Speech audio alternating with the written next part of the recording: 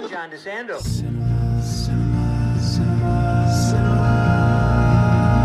Classics, let's go to the movies and share some popcorn, soda pop with our friends. Turn off our cell phones and get away. Night or day, it's John DeSando on the radio. We'll watch the credits from up high and low. Cinema Classics on NPR. Cinema Classics is produced by John DeSando. It airs Thursdays at 8:01 p.m. on WCBE 90.5 FM. Listen to shows and read reviews online at wcbe.org. I'm John DeSando. And I'm KG Klein. And this is Cinema Classics. Now, Ken, for people who like movies, I think they all have heard of The Big Lebowski. But guys like you and me might have waited a long time to see it. It's definitely one of the classics. You really can't get much more cinema classics than Big Lebowski. Wow. I mean, back in the late 1990s, the Coen brothers did a 1-2 punch with in 96's release Fargo, followed by 98 with The Big Lebowski, two of their best films. And how about geniuses they are? Two completely different movies. Oh gosh, yeah. Oh gosh, yeah. And I'm sure now that both are kind of crime comedies, but what sets The Big Lebowski apart is, as far as I know, it is the only film noir stoner comedy ever made. That's right. There's an awful lot of noir in this, isn't there? So set it up.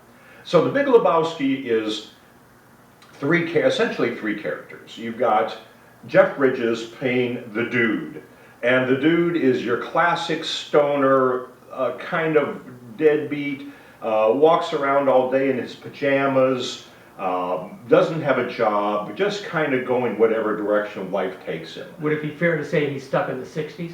Yeah, he's sort of stuck in the 60s. He listens to his tape deck filled with Creedence Clearwater Revival and some of the classic lines of the movie. Now, his two best friends, one thing that he does do is he's a bowler. And his two best friends are played by John Goodman, Goodman's greatest performance of his whole career. Yes. And Steve Buscemi, who is a staple of the Coen brother movies. Yes.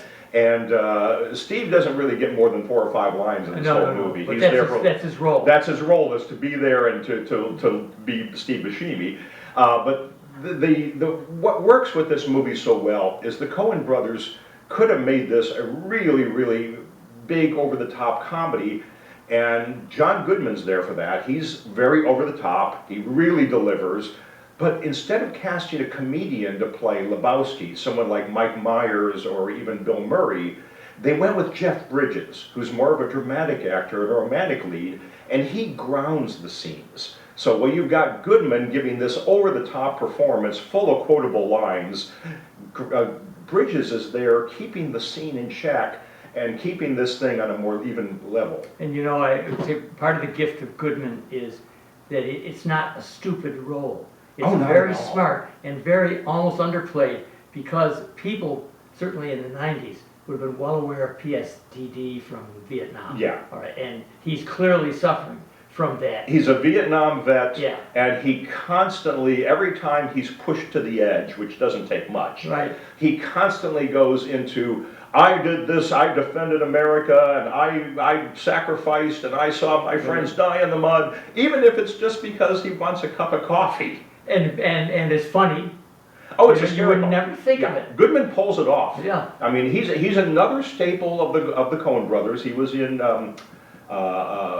Barton Fink. Okay. And but oh my gosh, if anyone in this movie was deserving of an Academy Award nomination, it was Goodman. Yeah. His performance is just keeps the movie going. And Buscemi now, for him, playing kind of an idiot role. Yeah. You know, he doesn't have much upstairs, and Goodman's character, Walter, keeps putting him down. Keeps abusing him. I don't think that Buscemi has a full sentence in the whole movie. No, and Goodman has one line which we cannot repeat on radio, but yeah, just keeps putting him in his place. Yeah. So Buscemi is in most of the scenes, but has almost no dialogue. That's right. Yeah. Now, the plot is absurd.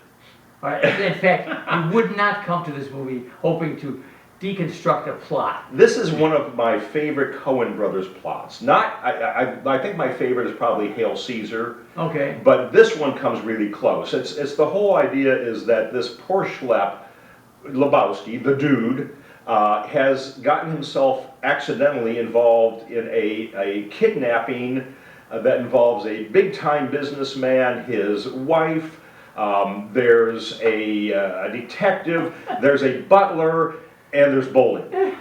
And you know something I wanted to say, because you mentioned that, it made me think this. I don't think I've ever seen bowling done so well. I mean, it's practically the setup for the whole place. It becomes sort of the place that they all go back to. Every time, in between all of the plot, they keep going back to the bowling, and it's where we see the narrator of the film, Sam Elliott. Oh, what a performance! If you want to see Sam Elliott as he should be treated, this is it. Making fun of himself. Yeah, is his persona, and it's sort of a Shakespearean style role. Yeah, you know, right. he's the narrator. It appears at the beginning and towards the end, and at the very end, and he provides the Greek chorus. He provides the background of what this movie is all about and how it eventually wraps up. Yeah, if anybody out there is wondering, who is that? Who are they talking about? I'd have to say, think about the guy with the biggest mustache you've ever seen on screen. Yes. Sam, everybody in this movie is absolutely perfectly cast, from the leads down to the minor roles, and that's a trademark of the Coen brothers, is not so much the plot as the characters. The characters in Coen brothers movies are very, very well developed, and that's why actors wait in line for a shot at doing a Coen brothers and movie. Because the Coens clearly respect actors. Yes. And because the Coens know how to know exactly whom to select for what role. They know how to draw the right actor for the role, and then how to draw the performance out of the actor to get them there. And there's a long list of Academy Award winners coming out of Coen Brothers movies, whether it's Frances McDormand or who's the fellow in No Country for Old Men, the assassin. Oh yes. Yeah. In fact, we'll talk about that.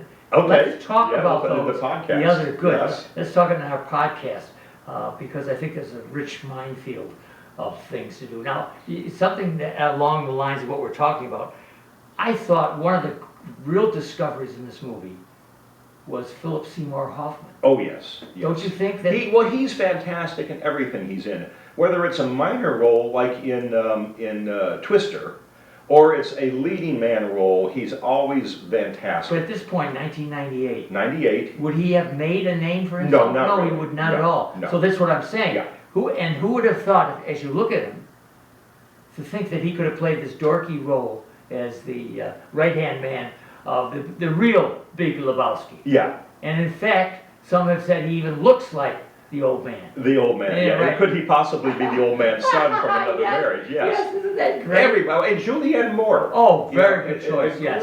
Great part. And another comedic role in the movie, and she steals the scene whenever she's in it. How about the scene when she comes in on, she has a harness? Oh my gosh, yes. She's an artist. She's an artist. A vaginal artist. Yeah, throwing paint as she passes over the canvas on a harness, yeah. What did you think about this? Even the three Germans, the nihilists. Oh, the nihilists. Oh my I love gosh. that. You don't have to worry about them. Yeah, The nihilists. they're nihilists. Yeah. And the whole movie is a nihilistic movie. I mean, the movie itself has really no single direction. It's just, imagine, if you will, two characters who seem inspired by Fred Flintstone and Barney Rubble. I mean, this is the level of these characters. They're bowling, of course. You could easily, which the Flintstones bowled. And we tried to mention something about the plot, but anyway, it's not that important. It's just you have a bunch of thugs who mistake him for a wealthy Big Lebowski. At first. Yeah, at first. And then he gets drawn into the plot. With one of the great symbols of all time, the Pedon rug. Oh yes, yeah, The rug, which ties everything in. Which ties it all together. And then there's the briefcase full of money, which would make another appearance in a Coen film in Drive Away Dolls. Oh my gosh, Yeah. I forgot all about Yes, that. the briefcase full of money, which of course in Drive Away Dolls is not filled with money, it's filled with something very different. Do you think that there's a resemblance between the Big Lebowski and what's the one with kidnapping the baby. You know, they're a great comic piece that has Nicolas Cage. Well, of course you. It's, all right. I need to mention this to you because I'm. Well, certainly the Coen Brothers movies.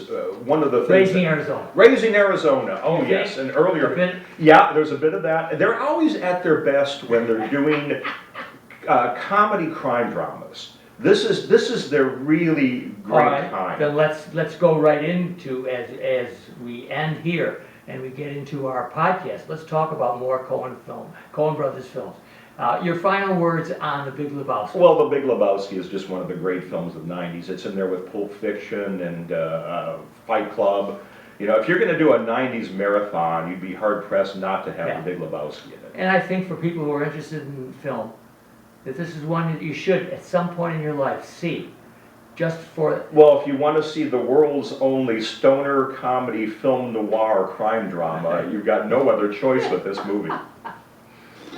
I'm John DeSando. Cinema, cinema, cinema, cinema. Classics, let's go to the movies and share some popcorn.